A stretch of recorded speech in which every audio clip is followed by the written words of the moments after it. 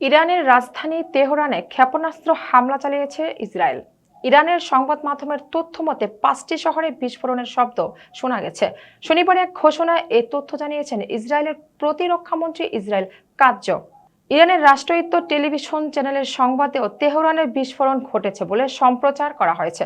তবে এ ব্যাপারে বিস্তারিত কিছু উল্লেখ করা হয়নি। সূত্রের বরাত দিয়ে মার্কিন সংবাদ মাধ্যম দ্য ওয়াশিংটন পোস্ট জানিয়েছে, তেহরানের কেন্দ্রস্থলে আঘাত হেনেছে ক্ষেপণাস্ত্র।